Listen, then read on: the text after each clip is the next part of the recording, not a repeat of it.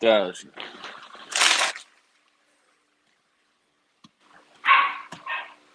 Yo, bro.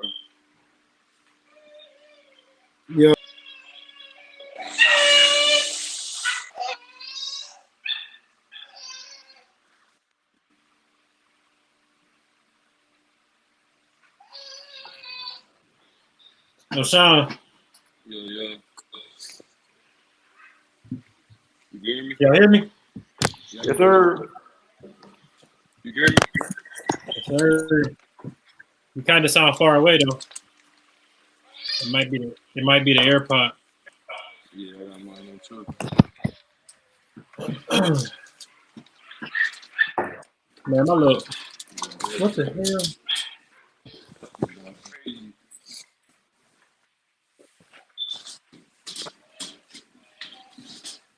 I might have to use my phone, man. Oh, that's your laptop? That's why I'm doing it? Yeah, I don't know what my little cousin did. They was playing fucking games on the computer, and now it's acting retarded. Let me see. Yo, go over there with your mom, dog. Please.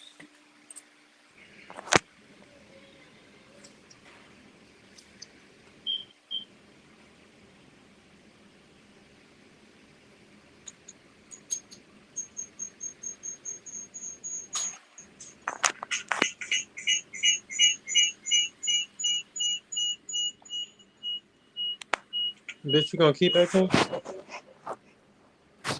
my laptop back. All right, am I good? Yeah, I'm good. Yep. It's working. All right, yeah, hold on. Oh, All right, there we go. That's gonna be a first for me. The phone, kind of like it better. Y'all can hear me good though. My voice good. Everything cool. yeah. Yeah. Okay. All right, bet. What's up with y'all, man? Man, you already know. More and more dog stuff, as usual. Yes. That'll never stop. That never It's stop. every day. Fact. My boy Brad at man. My boy Brad still in his feelings. He stood us up? I guess so. I guess he in his feelings still. That's all right. He'll be all right. Yeah. Shit. You're gonna get a people a brief introduction of ourselves, our camp. For the people that ain't watched before. So I'm Anonymous Kennels Mike. I breed XL bullies. Been doing it for about. I've been breeding bullies for about 3-4 years now. Been breeding dogs for about 5-6. Um, we really over here we believe in healthy dogs, functional dogs, and big dogs. That's a little bit about me. What about you, Dante? Um, hey, I'm Game Changer Dante, owner and founder of Game Changer Kennels. Um, we breed XL bullies and Rottweilers currently. Finna introduce a new breed real soon. that we'll be having the kennel. Uh, just to piggyback off what you're saying, we definitely believe in healthy dogs, regardless of the breed. Uh, I came in the game as a trainer first, so I kind of was uh, training dogs, and then realized the bully and the pit bull breeds were just some of the easiest dogs to breed. And then with that, I said to myself, well, if I'm going to have this breed to train and I'm going to have them around, then I might as well let them do their natural life cycle. And then I got into the breeding aspect of things. So that's how I kind of got into breeding. That was about, for me, as far as the breeding 5 years ago. And as far as the training, I've been doing the training for about 20 years now. So, yeah, that's pretty much it. Yes, sir. What about you, huh? What's going on? Ghetto Angels Dogs. I run Ghetto Angels Kennel. Started out in Philadelphia, now we based in You Atlanta, sound Georgia. faint, Deshaun. Is everyone down? Yes, faint. You hear me You, now? you sound far away. I think you got the AirPod in. Yeah, you can hear me now? Yeah, Or no, it's still you the might same either way? have both of them in or take it out. Let me just take it out. You hear me? Yeah. Yeah, alright, yeah, like I was saying, my name is Ghetto Angels Dogs, based out of Atlanta now, originated from Went back Philadelphia, faint. Pennsylvania. I breed pocket bullies. I'm just now getting into that. It's been about a year now that I've been messing around with the bully breed, uh, originating with American Pit Bull Terriers. That's my first love right there. That's what got me into the game. That's what taught me pretty much everything from whelping to training. It's everything for me. So that's how I'm coming. Sir. All right. You still was kind of Let me see. We got a private. Oh, he telling you already. Yeah, you was still kind of. I think you had your hand over your mic. Damn, that But shit connected back. There you oh, go. that's what it was. Yeah, that's what it was. I try to Yeah. put that shit down. That Oh, joint we. connected right back. Take All right. 3. So today we're gonna talk about the bully market. As y'all know, we've been gone for a while. We're gonna try to get through this show. We're gonna get back adjusted and get right. Brad should be back next time. We had some behind the scenes shit going on. Brad don't want to fuck with us right now. He don't want to fuck with me right now. I got a question for T-Ron. Your boy, the Howard Kennel University, I think. That's right. Howard University. Yeah, Howard University. He just messaged me and asked me where I'm from. So I guess everybody should say where they're from too. I'm from I'm from Toledo, Ohio. Right now, my camp set up in Findlay, Ohio.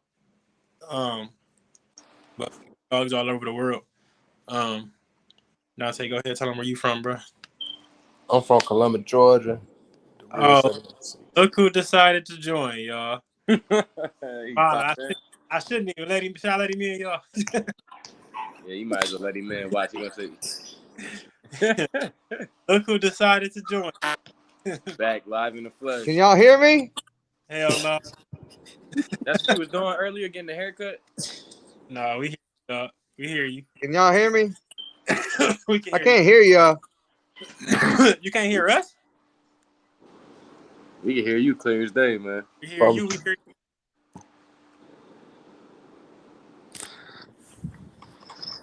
He out of there.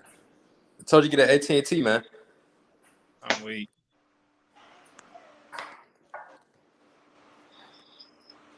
He gonna come back. All right. So whenever he come back, we'll get him in. But good to see Brad coming with us too.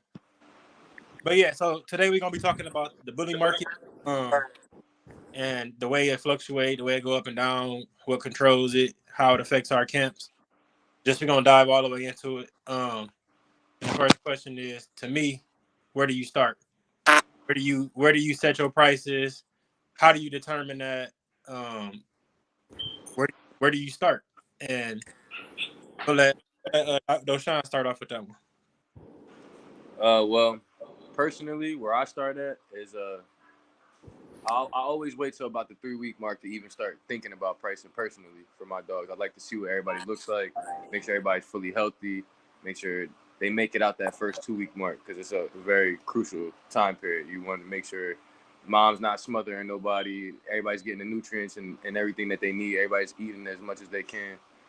And after that, that's when I started assessing whether or not they meet a certain price point. So with me, with the pit bulls, I found that was easier to start off like 500, just a base price, and that was always including the care for the dogs, the individual dog shots and deworming, all that price into one. And I always kept the mentality that I'm not looking to make a profit first. It's more so getting the dog to a good home. So once I start doing that and then seeing my product grow and become more consistent, I raised it up based off of that, the structure, the size. I never really sell dogs for color or anything like that. I'm always about structure and size more than anything, and temperament rather than going for color. I mean, that's something that you can get from anywhere. Some of the ugliest dogs got good color on them. So Yes, sir. So that was always big for me. Just making sure I'm waiting to see that the product was a sound product before I even give somebody a price point. You said something there that caught me. That you wait until the puppies are good, just so mom ain't smothering puppies and nothing go wrong when y'all in. I made that mistake just recently. I don't know if y'all seen on my page. I was taking pre-deposits for the first time ever in my camp for a dog because I was almost 100% sure this dog took. There was no way she never not took before, so I thought she.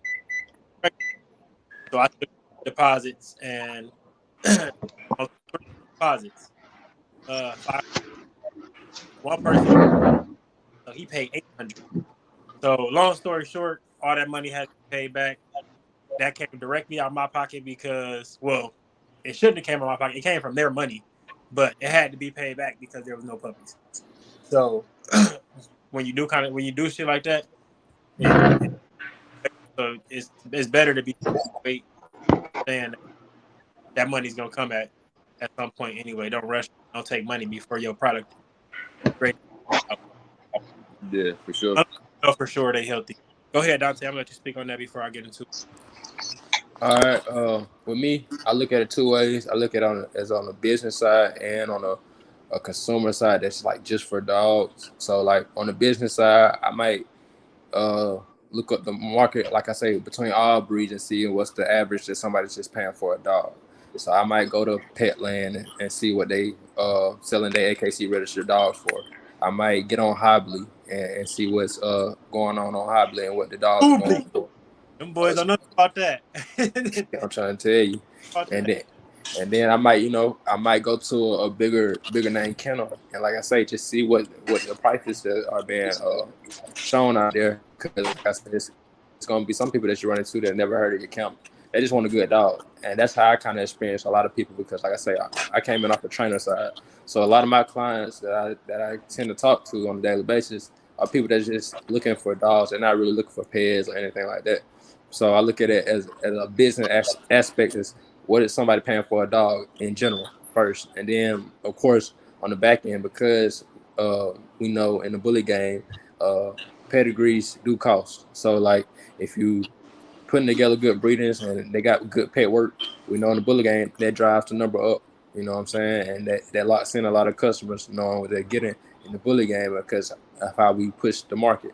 So that way I'll go to the kennels that are closely in my peds or have the most of it in my peds, and I go see what they price and they dogs at and what they pups come out at, and then they give me the knowledge and say, okay, if this big time breeder is charging this, I gotta understand that if I charge the same thing and somebody come look at this and then realize like, oh, I can get the same dog for the same number from the exact person, why would I spend this? So I have to realize like, okay, you got to factor that into your marketing and into your pricing. So I, of course, knock some off because it's a different count, it's a different breeding, it's a different reason that I'm putting these two dogs together. But I understand how the game works. So I base my pricing more of that when it comes to the dog consumers in the bully game and stuff like that. Brad, we talking about where to start, like as far as your kennel, like pricing dogs or pricing your studs or You know what I mean, what I do is, I mean, the market right now is really messed up. Uh, I had somebody contacting me asking, why is it so messed up? I'm like, everybody getting rid of pups because they got more coming. But when it comes to my dogs, it just really depends on how much time I spend with them. You know what I'm saying? The more time that I spend with them, the more training I do to them. I mean, I don't do it like Dante. You know what I'm saying? But the more they're around my kids, the more if I teach them to sit and shake, whatever, uh, then I'll charge more. You know what I'm saying? And then of course, with everything the way it is right now, everything, the price of everything is up. You know what I'm saying? Food, gas, everything. So I take that into consideration because I started feeding my dogs a little bit more raw because it's cheaper for me than having to always buy dog food. You know what I'm saying? So I take Yes. that into consideration now too. You know what I'm saying? Yeah, that was going into the next question. But yeah, so basically, I'm the same as all of y'all, man. I pray. I'm not gonna lie. My dogs at my camp start off at 2,000. That's gonna be my runt, my smallest puppy, because as we all know, you never know what that puppy turns into. And then it also, to me, setting the price at that amount is not too high. It ain't gonna take somebody's whole savings away. But if you looking to breed, it's an investment. If you're looking for a puppy, you investing in my program. So either way, to me, I feel like my initial price point is fair. I've never sold a dog for more than 5,000. Um, well, that's a lie, but on average, my dogs go between 2,000 and $4,000. I set that price just to weed out people that aren't gonna take care of the dog, can't afford the dog, just in it to make a quick dollar, don't really want to spend no money. Like I said it that way to weed that out. I like my dogs to go to families. I like to go my dogs to go to good breeders, young breeders that's gonna ask me questions. Um, so that's why I set the price there. Also, Let me I'll, ask all y'all a question real quick. The longer that y'all keep y'all dogs, y'all's puppies, do y'all charge more? that's what I was just about to get into too. So my dogs, Okay, my bad. my dogs leave here till 10 weeks. At 10 weeks is when I start letting them go home, which is another reason why my price is set at a minimum of 2,000. And then on top of that, the health checks, that's a mandatory here. Um, shots and dewormer mandatory here are mandatory. So those three things alone for each pup is about $700. So that leaves $1,300 in there. Well, I'm still feeding that pup the whole 10 weeks that he with me, and some don't leave to 12 weeks. So that's another what $200 for the pup. So that's another 900. Then you don't include the travel that I'm about to do to drop the puppy off, and then the most important thing, which is my time. So I set my prices. I think it's as fair as possible. Like I'm basically breaking even on each puppy because time is something that I can go to You get work. that shit back. I can go to work and make $20 an hour. So if I'm spending 12 hours a day on each puppy, that's what that one two 240 a day. Like that's a lot of money. So and that add up over 10 weeks. So it's a lot of things that go into that price. I don't I'm not big on the pay thing. A lot of people are. A lot of people frown upon me not being on big on that. But to me, I'm more what's in front of me. What can I see? You What said is you're this? not big on ped. Yeah, I'm not big on pay. I'm big what's in front of me, what I can see, what that dog can do. So I'll go and learn. Are you on a computer, Brad? No, I'm on my tablet I was wondering why you the only person with a full screen.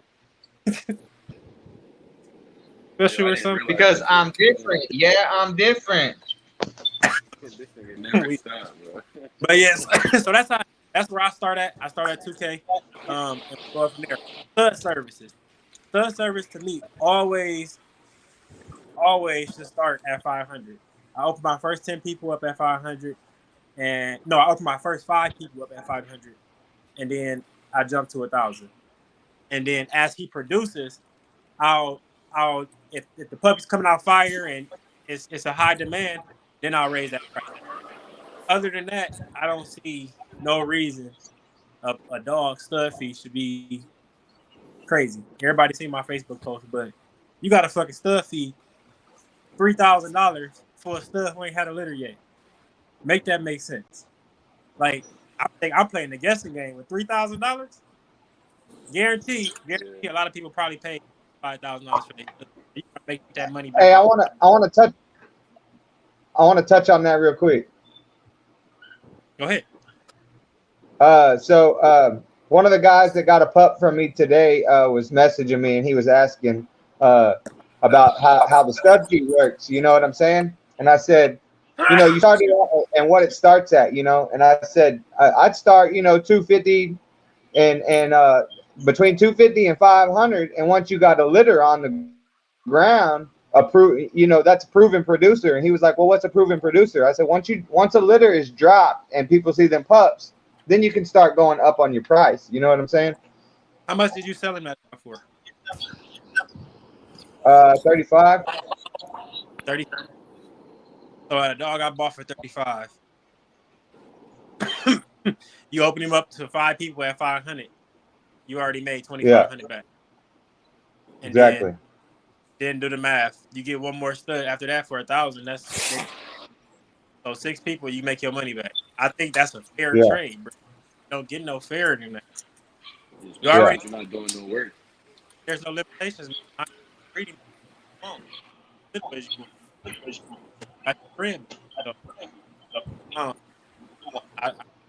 agree with why this conversation is. But the next question was, what raises and lowers your value in the bully market? Does inflation affect your prices? Go ahead, Dante. I'll let you start with that.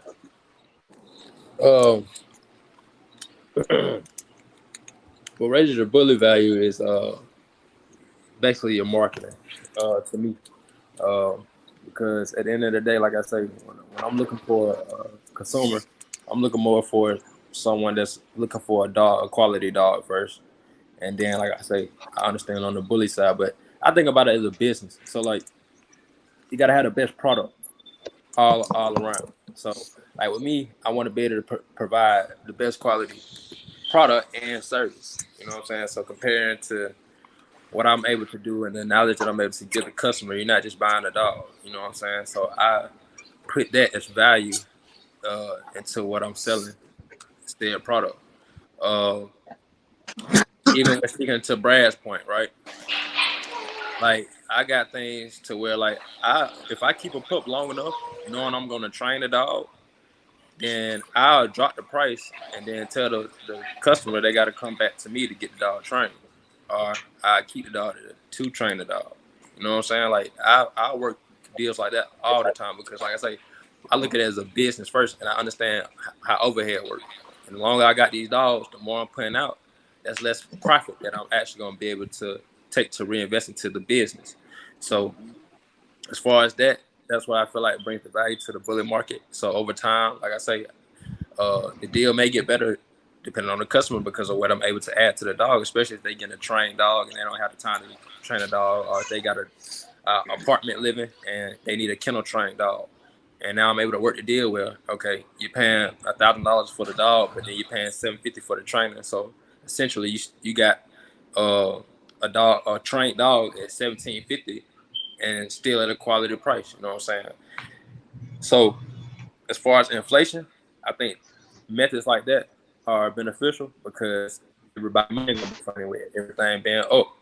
So the fact that, like I say, I can offer different services and say, hey, I'm not just selling you a dog for $2,000 or $2,500 or $3,000. I'm selling you a dog for $2,500, and I'm going to train your dog for $500 to incentivize the product to the customer. And so now they get to look at the deal and like, okay, now that's worth spending my money towards because I'm not just going to a program and getting a dog and then I got to do everything myself. when they think about it, if they're spending that amount of money, if they're thinking about it like an investment, that's more value to their investment, to what they're buying, to what they're purchasing. That creates less time for them that they have to do, less stress and less frustration. Also, being just a dog enthusiast, I understand that the longer you have these dogs together, the more they have pack like mentality, the harder that is to break once they get into homes, which causes anxiety. So I always try to get my pups out as soon as possible. And I say that 6 weeks, I can put them into a home, because the earlier that pup gets to learn how to be solitary, the better for that family, and it alleviates a lot of anxiety problems that the pup usually incurs when they go from being with the pack for most of the time of the day to being alone in a kennel by themselves playing with a toy. It's just a different mentality. You crazy, bro. Great. I know you lose some good pups doing that. 6 weeks. With the 6 Fact. week mark. But that's the I'm not thing. even gonna If lie. I'll let you I come if get I the know dog what I'm that breeding, early. I can't worry about that. You know what I'm saying? Yeah. I only let you come get a dog that early if you live in the area, my area. If Oh, you I got did it with the pits, but ever since I got into the bullies, turn at that 6 to 12 weeks, man, them bucks start turning serious, and you can tell which one they start separating themselves. So Facts. you can see differences right there. And I got 3 dogs right now out right now. I'm like all 3 of them. I swear to God, I would. But I don't know. That man, when you get that bag, it don't even matter. Like, Facts. it's cool, but after a year, and you like, damn, that bag already gone. That and that puppy, dog's still there. that puppy look good, man. Facts. Had a couple 6 weeks. What about Brad? What you think raises or lowers your value in the bully market?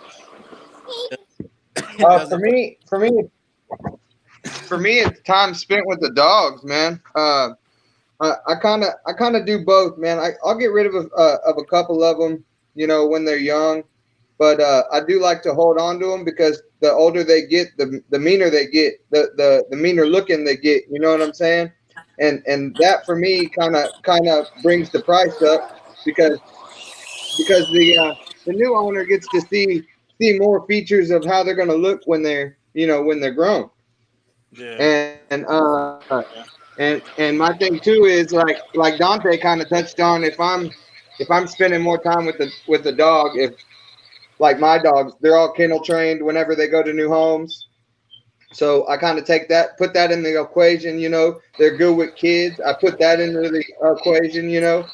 Uh, and there's just a lot of different variables you got to take into consideration when you're putting a price on a pup and all that stuff. But and then also food, you know, because like you said, Mike, I fed this dog for longer. You know what I'm saying? That's an extra, $500 that I put in that dog's belly, if not more. You know what I'm saying? So it just depends. It just depends on a bunch of different variables. But yeah, I do like to keep some longer, because they do look better. And then I have a chance to give them all their shots, as compared to getting rid of them with just one shot done, and tell them, hey, I'll do the shots. This is what I like. What I say, if somebody wants one early, I'll do the shots for you, but you gotta come back to me. Yes, sir. What's about you, though, Sean? What rate? What lowers my value? Yeah, I'm good, bro. What raises or lowers your value in the bully market? Man, And does inflation affect your prices? I think what lowers my value in the bully market is inconsistencies. Like like we were talking about earlier, we all got lives outside of the dog stuff too. I'm not saying the dog stuff isn't our life, because for all of us it is, but kids, we got jobs, stuff, other outlying factors that come into play every day. So being inconsistent, I say sometimes that kind of messes up my value. I feel like for myself, I mean, there's other things that are out of my control that can lower the value too. Like inflation is one of those things. Prices, other people's prices of dogs going up just because everybody else's prices going up, stuff like that. So that kind of plays a part too, but it also can benefit you at the same time. where people get to see quality dogs at a real price and get to talk to somebody who's real, not just a person who's looking to make money off of that person. You know that. So I've seen that aspect too, when people not really trying to spend $5,000-$6,000 right now because they don't really got it, and they happen to stumble across somebody like me, you or Brad or Dante that's not really looking for that price all the time, but that's looking just for a better home. So I mean, it has its ups and downs, and inflation definitely affects. I can't say it affects my prices of my dogs per se, but it definitely affects shit like transport and like that aspect of what my dog's price is gonna be. Because now I got to factor in that my deposit price I used to hold up for every dog, like that had the shipping costs in there and including all that, got to change because, like for instance, right now my shipper, he brought me my pocket bully from Philadelphia down here, and the dog that bit me down, he charged me $450 to bring him down, $450. He's coming from Ohio, driving to Philly to bring him to Atlanta. I just hit him up. Yeah, I just hit him up to do 4 puppies for me. He said $1,400. Yeah, That's $1,000 increase. Like, in a matter of 6 months. That's crazy. So that obviously changing, and I'm already collecting payments from people when I'm in conversation with them. Like you can't go back and renege. Like, hey, I need more money. What you kind of looks sketchy like that, but what you feed your dogs? What do I feed them? Dry food. They on Diamond right now. Okay. I said, what brand are you feeding them right now? Diamond. Diamond? Yeah. Cost effective. First of all, you said it affects your delivery, but it don't affect your dogs. Diamond went up. No, it did. No, it did. I'm not going to say that, but with dog food, the way I look at it is like, it is what it is. They got to eat. No, it ain't what it is. They got to eat, bro. They got to eat. That's like my kid. Like, it's a milk shortage, right? But it was a milk shortage for babies. It ain't gonna stop me from going outside and getting the milk though. Regardless, it might not be at every store, but I'm gonna find that shit. I'm gonna find some. Exactly. And so what it gotta happen. What's gonna happen though? It's gonna cost you more out your pocket, ain't it? Yeah, but I don't know. I guess you got so many dogs now. It's just like I'm used to spending the bread like that. I already got that in the back of my head. I'm used to going in the store, buying all the bags of Diamond food they got right there, taking that shit, and walking out. I'm going at. I'm like 1, 2, 1, 2, 3. Man, get 3 of those. Yeah, all right. No, I can't lie. It is a little bit more. Yeah, you do gotta be a little bit more frugal with stuff, but it's not hurting me as bad as I thought it would have been. Now, I'll say this about the puppies. That right there is a different game because the puppy food at the Diamond, you probably know, that costs more than most Diamond bags. Unless you talk about the naturals, but the puppy food like $40 right now. But now that shit costs more, and the other bags cost the same as that used to cost. Yeah. Don't even make sense. But I used to be able to go in there with $120 and get 5 bags of dog food. Yeah, it's not like that no more. That same $100 give me 3 bags of dog food now. Yeah. So it is a little different. It's definitely a big difference. What you feeding? Pro Plan over there? Nigga said 2. Yeah, he feeding pedigree. Pro Plan? A 50-pound bag, $23. All right, so on my end, I feel like what raises your value in the market is the work you put in. It's with your dogs, the time you take to learn your dogs, learn that temperament, learn what that dog's good at, learn all his flaws. All that takes time spending with that dog. So you got what other dogs you need to bring in to correct the flaws you got and all that. So I feel like that alone gonna raise your value through the roof because you're gonna understand what you got to do, especially if you pay attention to all the little shit. Like people tell me my dog's fire all the time, but I don't. Gotta be the hardest critique of your own stuff. Yeah, so you got that. That's gonna automatically raise your level and raise your value. What lowers your value for me is bad business. That's like in the bully market. That's like the number. That's really any business. Any business you do, if you're doing bad business, people. The biggest sale right now in the bully market. Everybody Facebook, 90% of people can't sell a dog on Facebook. It's hard. It ain't people think it's 30,000 people in this group. Somebody gonna buy a dog. It ain't that easy. That shit is real hard to sell dogs on Facebook. So, what's your next thing? Advertisement or whatever. But you should. But to me, the best way to sell dogs right now is word of mouth. The best way to get that word of mouth out is to let everybody around you know that you're a breeder. Every day I go into work, I got Anonymous Kennel something. Everybody that at work knows me as a breeder. Everybody in my family knows me as a breeder. Breeder. Yeah, most of my money work, but everybody know me as a breeder. So I think that's how you raise your level and get that word of mouth out there. But the worst thing you can do right now in this market is anybody, not even a person that's not a breeder or a regular. Bad business. As soon as you do it, it's out there. You're a piece of shit. You ain't gonna take care of your client, or you stealing money, or whatever it is. Any word that get out there about you being bad, first everything. That's like one of us scamming somebody and then coming to this live every day. Well, now they're gonna look at all of us like, damn, they probably all they gotta know that. It's just shit like that. Like you guilty by. To me, that's what lower your value. Inflation definitely affects my price. Like I said, dog food went up, gas prices went up. So if I got delivered you a puppy, the flights went way through the roof. I used to be able to catch a flight to Texas for like $160, $400. Now I paid $1,200 for 2 tickets, me and my wife. Then what else? Shit. Everything went up, man. Everything in the world went up right now. My water bill is higher than it's ever been. Everything. Of course, prices got to go up too. That's just my. Hey, what y'all think About what? The dog? Who was that? It's dark, bro. Is that that's red female?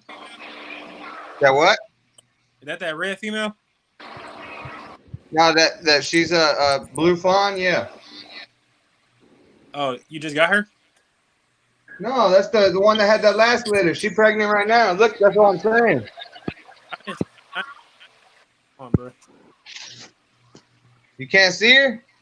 They don't look like no fawn. You don't got no good lighting in there, Brad? Hell no. Nah. Hey, yo, Brad, you said you feed your dogs raw, right? Well, I feed Raw and Victor. What, you mix it?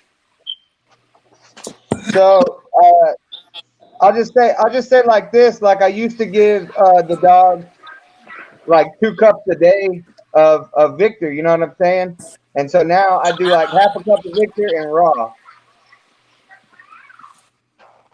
Okay. Following the barf diet, or you just made up your own joint? Do what? He ain't on no barf diet. He don't even know what the hell the barf diet is. Bro, you gonna feed your dogs raw? That's the one thing you need to go look at. 100%. No, I looked at the. I feed. You know, they eat carrots and stuff like that too. But I also feed them dog food. Nah, at the same. barf stands for bones and raw foods, bro. Hey, It's a whole diet breakdown for your dog's raw eating. Don't put all your eggs in Raul in them basket. Damn. Huh? I said don't put all your eggs in Raul in them basket. Dogs, like shit. If the dogs was in the wild, them motherfuckers ain't gonna have no barf. No, I'm not saying that's not where that's not who I follow. That's not. No, I'm just saying that he lived by that barf. Oh no, it is a good blueprint to start. It definitely is. I got friends that try to do the raw and then they end up overfeeding their dogs and getting fat dogs that can't do nothing no more for them, which is a big. You can do that with kibble. Yeah, I mean, yeah, for sure. But I feel like it's a lot easier, and then you got worms and all types of other shit. Yeah. The raw is hard, bro. I mean, that's why I don't do it. I did. But the reason I asked was because I was gonna say you said it's cheaper for you. what you be spending on raw versus the kibble? I feel Well, like see, I got I'm a see, I chef, got so I know that the food prices have skyrocketed more than almost so everything. I got a food stamp card, bro. You know what I'm saying? You drawing, bro? You using the EBT? Yeah, Oh shit, Brad, bruh. funny as shit. I don't want to hear you say nothing about a white card no more, Brad. Bruh. You Hey, using EBT for the dog food game? hey, I got a meat market around the corner. The meat, the scraps is cheaper. It's good for the dogs. So Yeah, the bandsaw scraps. I'm yeah, a butcher too, so I know about that. But so that shit's Hey, I I will tried it. say, I I just will didn't like say, the switching time. Like the bowel movements be I, crazy when you switch, bro. yeah. Crazy. hey, so I will say this: my two females, I had them on all raw outside because they stay outside. So they did start getting fatter. So I switched them back to just kibble. You know what I'm saying? Because I was like, I don't want y'all, fat. You can't do nothing. You know what I'm saying? Well, that's more so because you think you'll give them a little bit of meat and you'll think, damn, that's not enough. But really, Yeah. that's way more than enough meat because the same amount of protein they would be getting in the food Yeah, meat right there. So it's that is how you overfeed. That's what that's what I dog. see the biggest thing with kibble too. With kibble too. Yeah, you overfeed. Overfeed problem with anything with dogs because we don't know. Damn, is he full? Is that enough for him? But and they don't burn a lot of energy we burn all day. Their brain don't even So, burn. so really, like when I feed the puppy, I'll do like they get like half a pound of raw with their half pound of dog food. You know what I'm saying? That's how I do it. Sir. All right, we gotta get through these questions, y'all. We already 40 minutes into this shit. How do you know when to raise your price? I'm gonna start us off just so we can understand kind of what that question. So to me, I feel like I'll raise my prices whenever I have a weight that I can't fulfill in a year. So if I have a waiting list, like as of right now, I have a waiting list for people that already put their waiting list $100 $100 to go on the wait. Whenever I call your phone, if you want the dog, you take the dog. So if my waiting list ever get long enough where I can't fulfill it in a year, that's when I decide I'll raise my prices. That way, it'll keep people it'll keep people from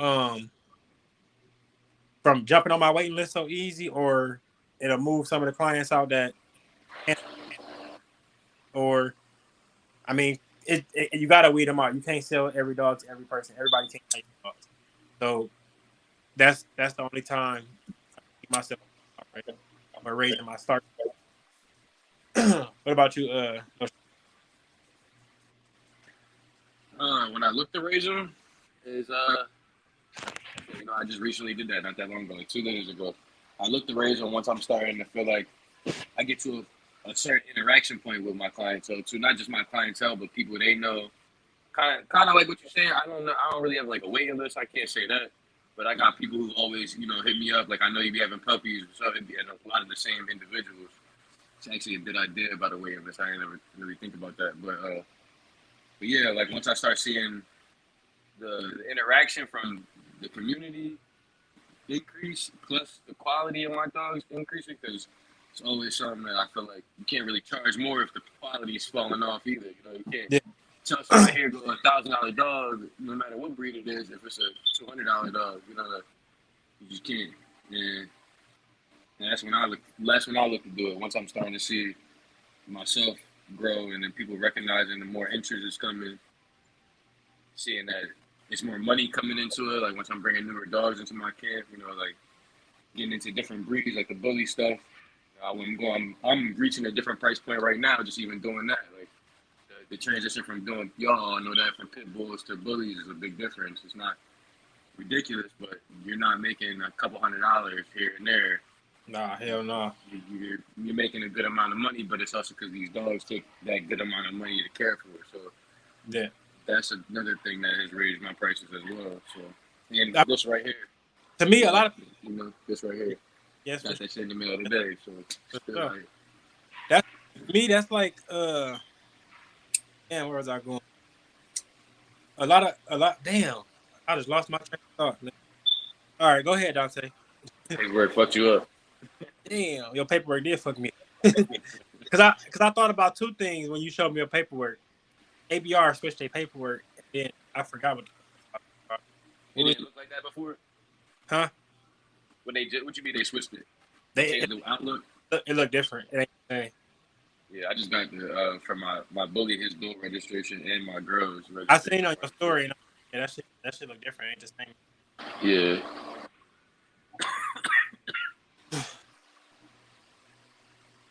But damn.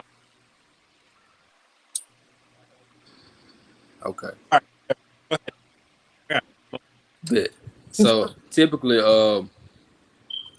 like when it comes to raising my prices, if I'm understanding the question right, I guess if it's off a litter basis, then I mean, it's your camp in general, bro. Like what I'm saying, the prices, training prices, all that. every litter gonna be priced a little differently though. That's what I'm saying. Okay. So like it really gonna depend on the breeding and the quality of breeding and what we feel like we bring with their breeding at that time and the market. So like when I hear raise my prices, like I might not be selling $1,000 dogs right now, but it may be a breeding that we do that can go for $1,000, and then next time around might be doing a breeding that's worth $5,000 a pup. You know what I'm saying? Like it's just different breedings that we got going on to the point where it's like it's always going to be fluctuated based off the breedings, female. It's going to be a lot of things, but I typically wouldn't raise my price on a pup unless somebody was trying to buy me out, and that's the highest I'll go. If somebody's trying to buy me out of a pup in that situation. But like I said, the way it's structured now, it's like it's really dependent on the breeding and the investment, because on certain breedings, the return on investment might be so high that you don't have to charge so much. Like in the case I got 9 puppies right now, so opposed to me trying to charge $5,000 a pup, I could charge $2,500 and still make a good profit with 9 pups. You see what I'm saying? For sure.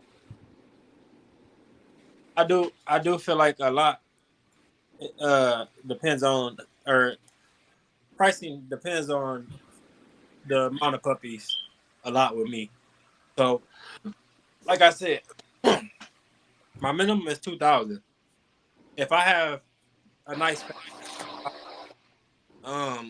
if they looking for a dog and I just want my or a person that I want my dog to go to, they come to me with 1,200, 1,500. Then I may take that if I had 10 puppies. Now, if I had 5 puppies, I can't do it. But all depends. That do depend a lot. How many puppies? But what about you, Brad? When you know to raise your prices? Close your mouth, dog. I kind of go off quality, man. Like because one litter can look one way, and the next litter can look totally different. You know what I'm saying? So if I think my pups look better in a one litter than I think they looked in the last litter, then of course the price is gonna go up. You know what I'm saying? So I got a question for you and Dante. Do you ever see yourself at a point in your camp where there's not that like one consistent price point and one consistent look, or is it always? Do you always see yourself having multiple customer bases? Price is always gonna be that way. Let me go for it, Brad. Well, see, yeah. So my thing is like my first couple litters that I had, you know, I was selling $1,000, you know, $1,500 dogs, and then I made, you know, my next, you know, I just keep building myself up. You know what I'm saying? So there's not really, I mean, I think now that I've had 5, 6, 7 litters, my bottom dollar would be, you know, would start kind of like you're saying yours you'll sell a $1,200-$1,500 dog. I think mine would be around 25 to 3 I, starting. I'm saying that would be, huh? I ain't say that. So nobody come to me looking for no $1,200-$1,500 dog. No, but you were saying if you had like 10 dogs, you know what I'm saying? I said if I had a person that I wanted to talk to, or it was a nice family that I'm saying it's a big litter. Cut him a break, yeah. If it's a big litter, I may break. My price point is $2,000 minimum. That person has to come to me with $2,000. Now, like Yeah. I said, there's sometimes a family member might want to know, and that's different though. Like there's certain situations. Yo, you got Well, see, Howard University going to private chat saying you got a question. hey, so like for me, like say Oh, one of y'all wanted to buy a dog, you know what I'm saying? The price is gonna be than what I'd sell to somebody else, you know? come here, hold on. Let me get Howard in. Howard University. Here. Yo, what's going on? What's going on? Y'all, Yeah, bro. I swear My to bad, God, Brad. Finish say what you saying. brother, boy, you be sounding just like him. I be looking at Oh, his no. screen. I mean, Dante is saying, I told you, they can't Go ahead, Brad. My bad, bro. We ain't mean to interrupt you. No, so what I was saying, like say one of y'all wanted to buy a puppy from me, of course it's gonna be different, different price because y'all have handled dogs a lot. But if somebody, just come to me and they're like, hey, I want a puppy because I heard from other people. Well, the price ain't gonna be the same as what that other person paid now because my I'm getting better at whelping dogs. I'm getting better at making dogs look good by what I feed them. You know what I'm saying? So you ain't gonna just squeak past that. What's my price then? Right. yeah. Like deal. Shit, what's the deal? What's your price? Nah, what's our price? Don't try I to got put $100 for you, Brad. don't try to bust my head. Yeah, $100 won't get you a foot in my house. I got $100 in a blunt for you, bro. I Mm. don't smoke, It's some, bro. and it's some Zon, bro. Got you. Damn. I want to know my price here. I need a dog. What's up, Zai gonna be gone, but the dog is still gonna be there. bro? No, so like my price now from now forward would be bottom dollar 3,000, but I would sell a dog to one of y'all for 1,500. You know what I'm saying?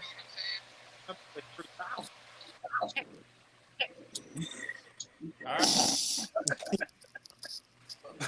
Man, I ain't gonna I cap. heard whoever was in the back just saying that 1,000. Who was saying 1,000? That boy said 3. Yeah. So check that out. Yeah. As far as my view on that, see, I sell multiple breeds, so like I never thought about having just one set price because each breed market gonna have their own market. So I never once tried to set the platform up as selling a dog for a certain price because I know the market's gonna change. And like with the next breeding I'm doing, I'm breeding to a grand champion. So I know I'm not gonna sell the pup that I just Yeah, that sold price. off of Rolex and Lori litter when I got a known producing grand champion quality stud that I'm breeding to. It's a whole different quality of dog. So I know that the price won't be the same. You know what I'm saying? So that's why I say, and it also depends on the breeding. Because if I go into another breeding market with these Rottweilers, I'm breeding champion bloodlines. I know that I can breed Rottweilers and sell them for anywhere from 1,000 to 3,000 for the regular price, almost without papers, and then putting papers behind it, and then putting champion bloodlines behind it. That changes the price. You know what I'm saying? So I never had expected to keep none of my prices on each breeding the same because I know that every different breeding is going to bring a different quality of dog. So Yeah, and that's where I'm. I feel like your name hold weight. Your name is your value, and I feel like especially in the bully world, kennel name is that's your value. So if I said anonymous kennels at 2,000, that's our value. People know you can go there less to do it. 2,000, and that's what I value my shit off of. And then as we grow and my dog's name start getting bigger, my dogs start championing out. And like, Mm-hmm. all right, no disrespect, I ain't disrespecting. Like, everybody do it a different way, but like I say all the time, everybody else did what those dogs don't matter to me. Because don't matter because like my breeding that's coming up with rats is going to a bossy dog. That's not going to be my price point because of what's in my pedigree. I feel what's in front of me, what I create, what my client, what I go do with my dogs is going to dictate what my price, what happens in my price.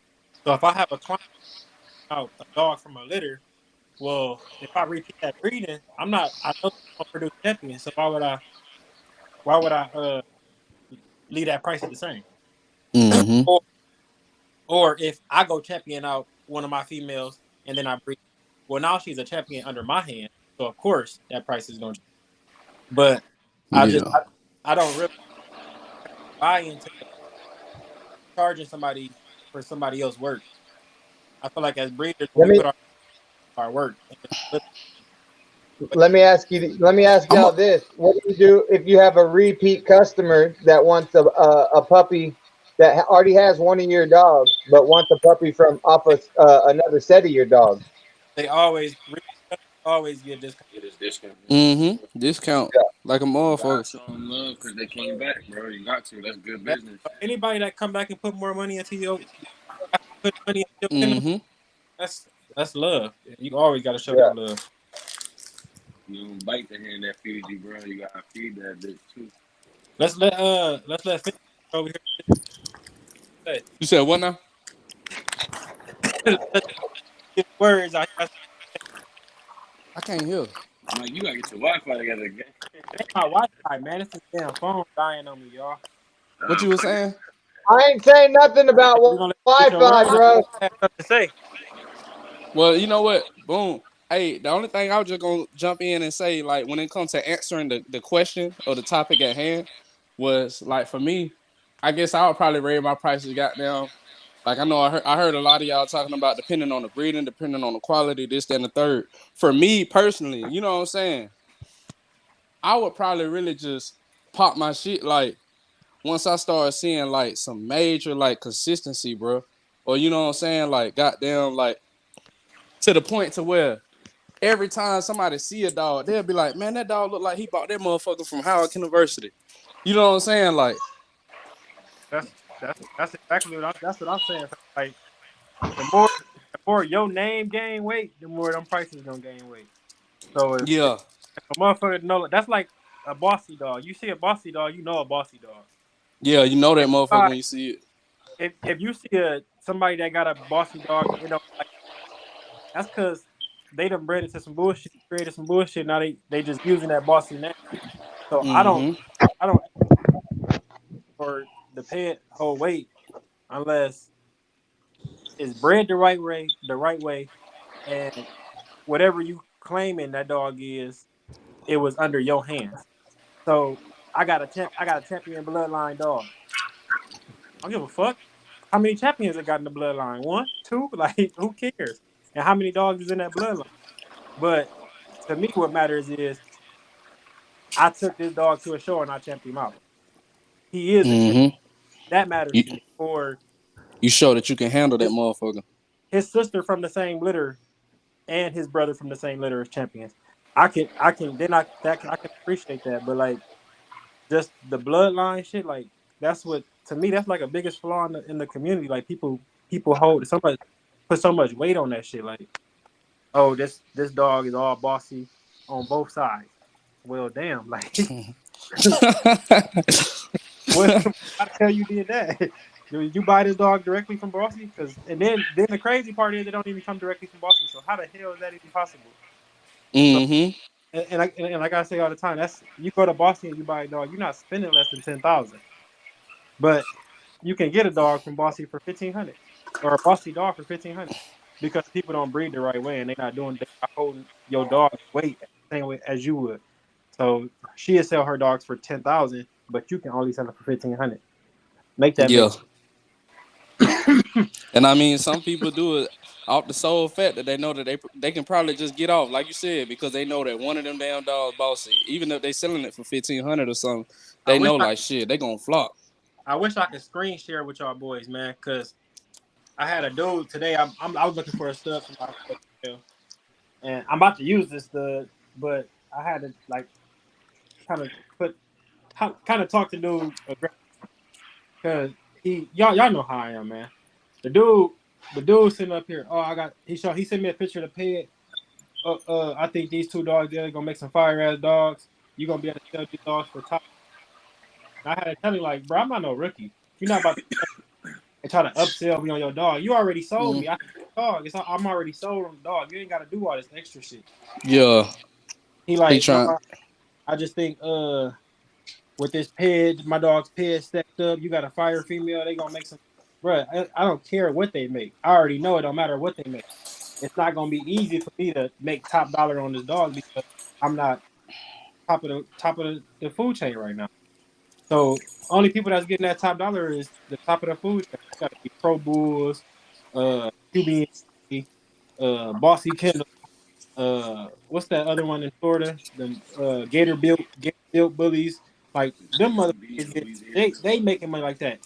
Muscle tone bullies, muscle are doing retarded shit. 4 million for Beanstalk, like that's crazy, bro.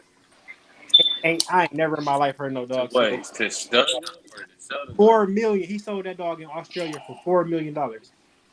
Nigga, like, but Beanstalk had already probably made him $2 million. Like, it's crazy. But those people, like, that's top of the crop. That's gonna get top dollar. You think because your dog is all bossy, my dog got a good pedigree that I'm about to make. I'm not stupid. I don't fall for that. No, I did when I first bought my dog. I did fall for that. But yeah, that dude ain't really like how I came at him. But,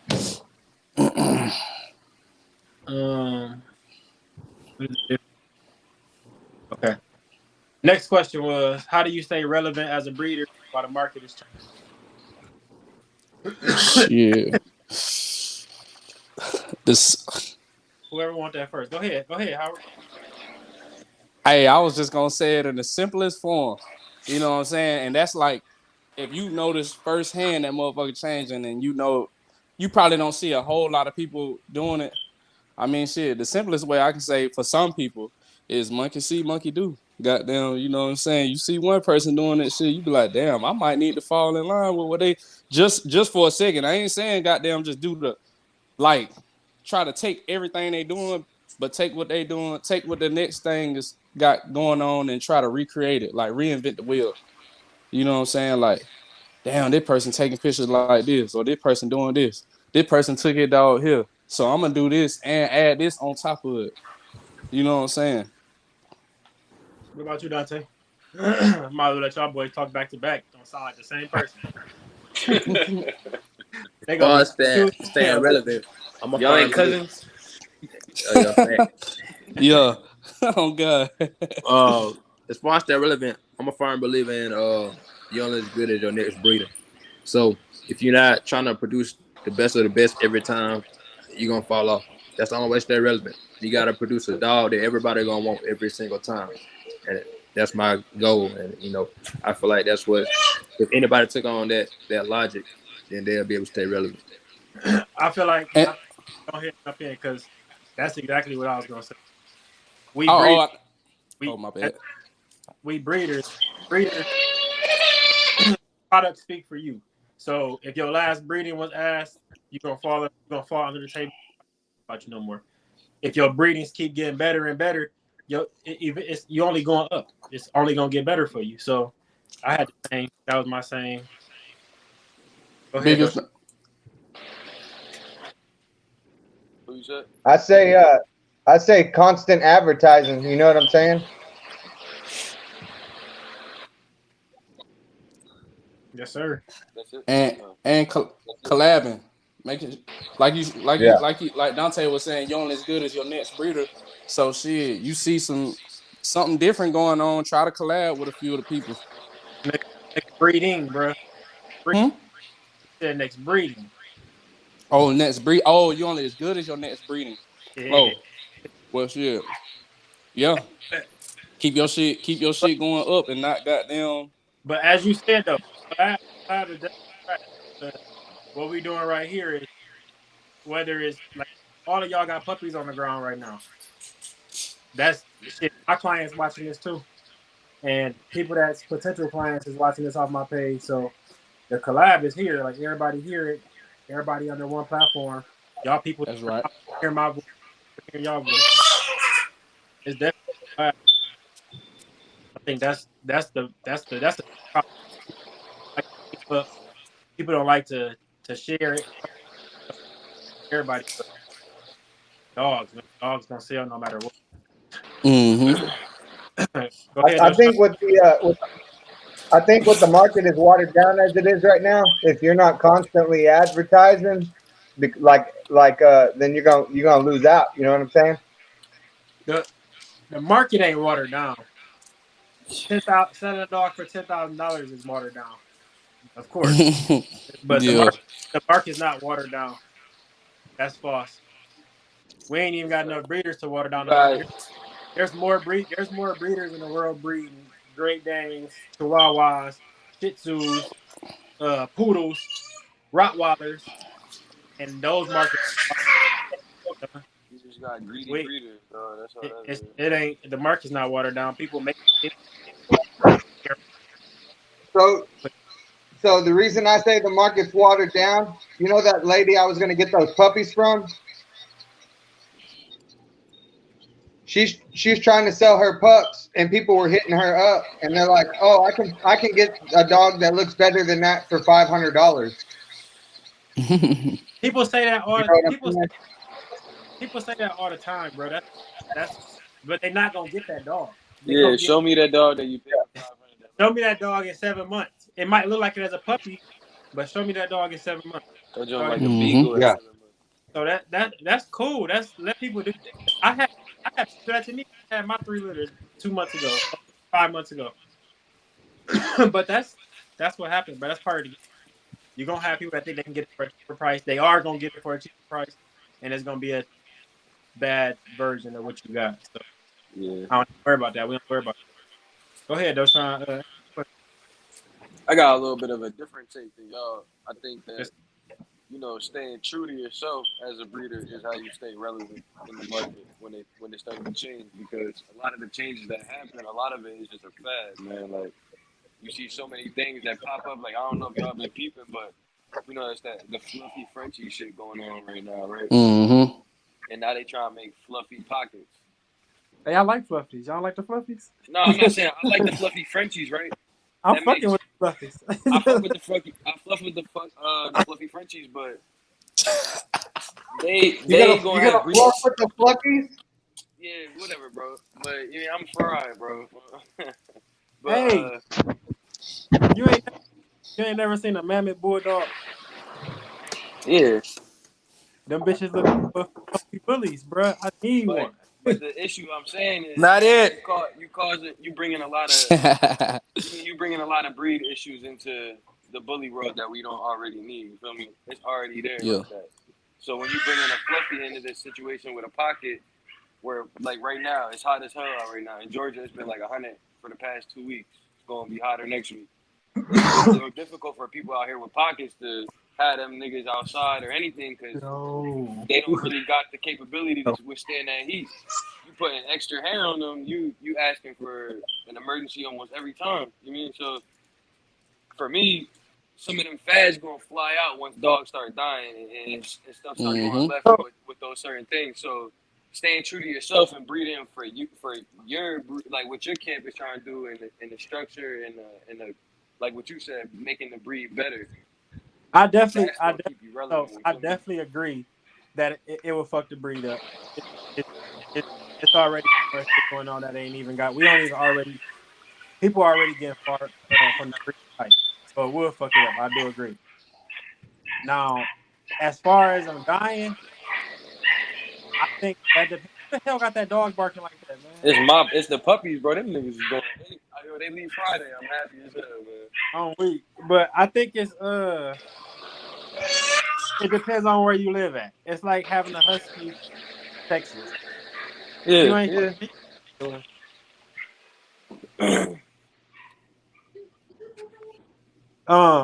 So I think, man, I lost my.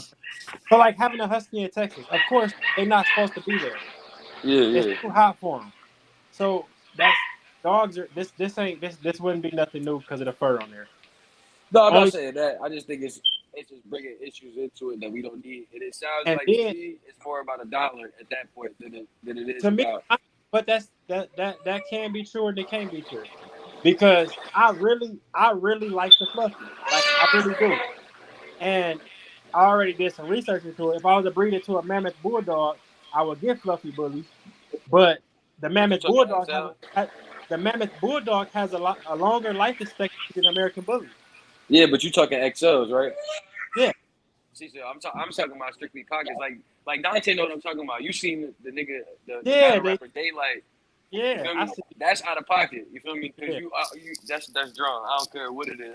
That's out of pocket. That This, don't even make any sense, bro. That's $1. That's what they looking at. See, that's the shorter. The shorter. That's why I deal with big dogs because, first of all, life expectancy go up with the bigger dogs. For the How long? except for like Great Dane, they got that's a different story.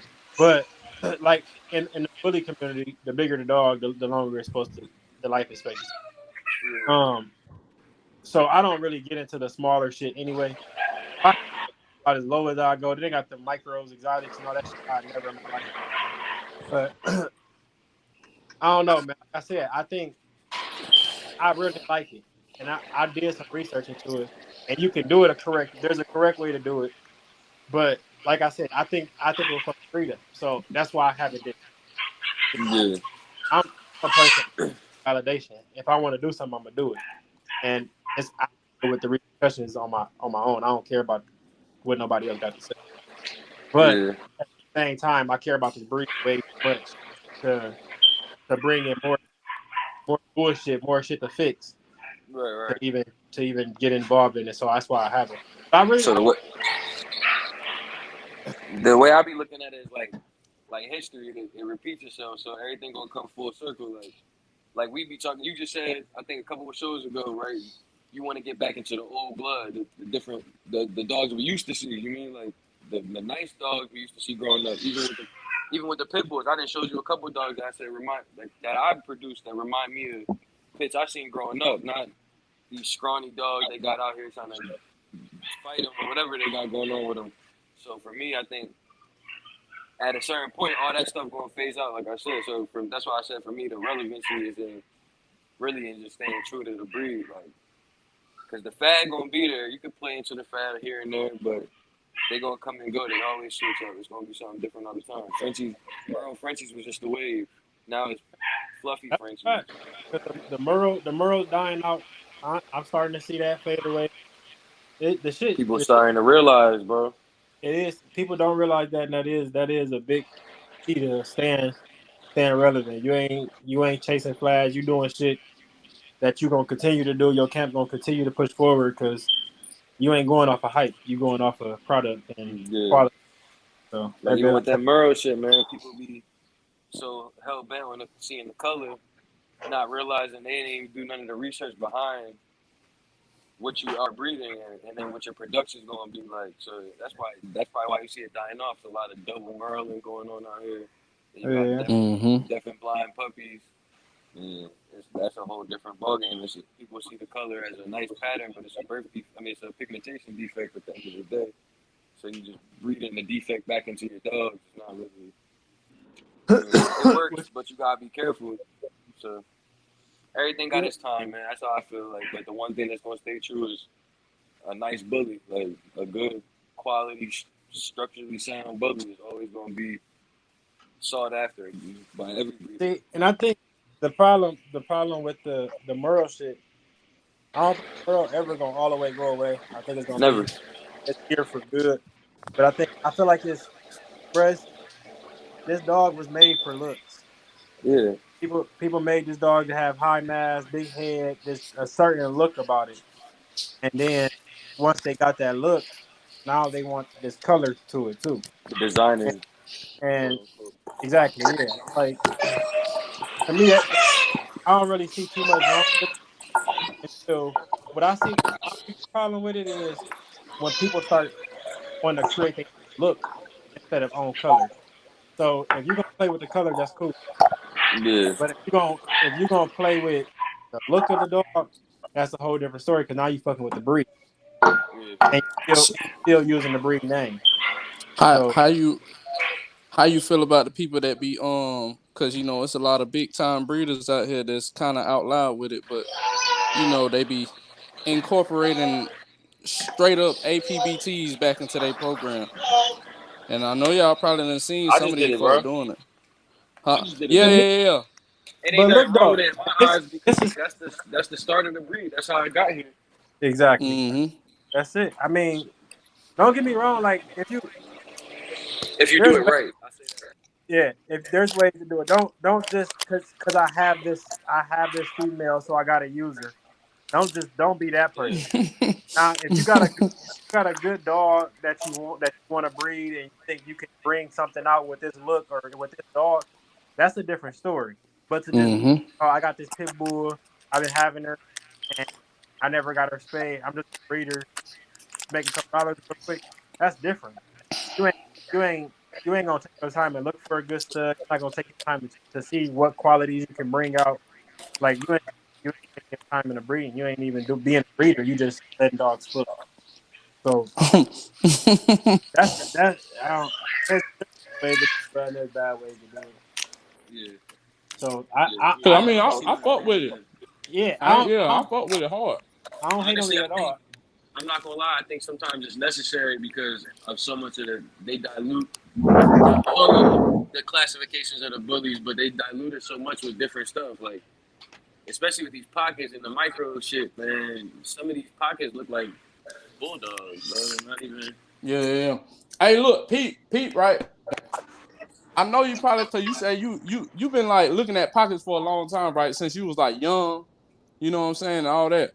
Bro, you know, at one point in time, a lot of the pockets looked at damn near like they had more of a pit bull look to them back in the day. You feel what I'm saying? Like, They do. If you go look at the Grand Champion, damn, what's his name? they wasn't even as girthy and as fucked Juan up Gotti. as yeah. Look at Juan Well, Gotti. Juan Gotti look like a pit. He don't look like no bully. He look like a yeah, straight pit. but I ain't All gonna them, cap though. It's all some them, people, huh? all them razor edge dogs. They look like pits. Yeah. None of them motherfuckers look like bullies. Yeah, that's true. I about it, but you know, it's some people that say yeah. Yeah, I about to say there's some people that say that them dogs wasn't even pockets for real, for real. They said them dogs was about 19, 20 Yeah. inches. Juan Gotti look tall as hell.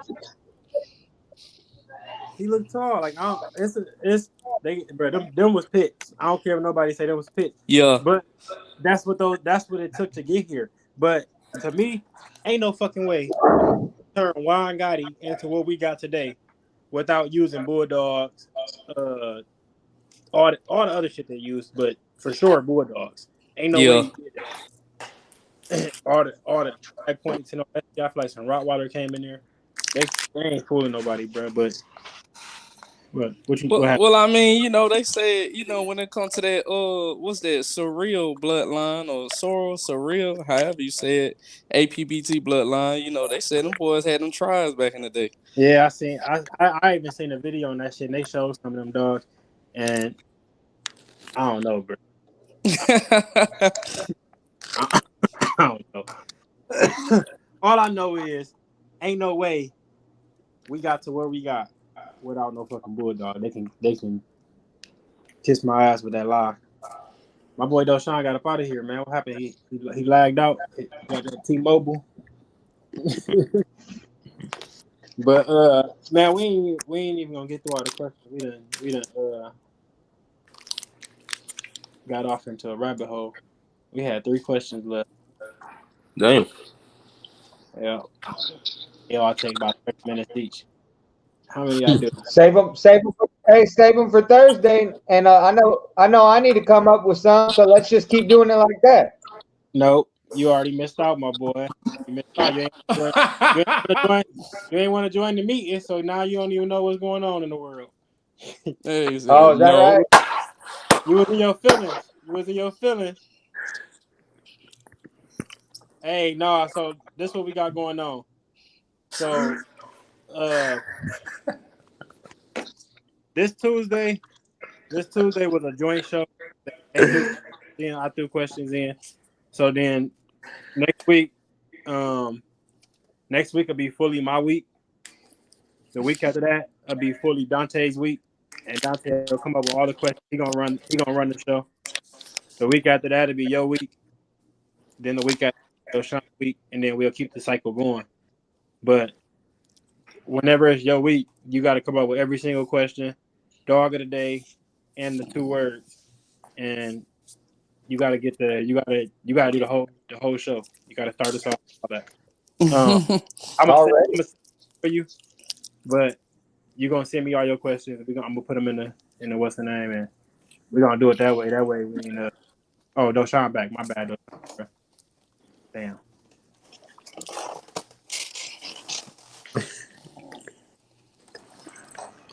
Mike out here sending out group projects. I still can't hear nothing.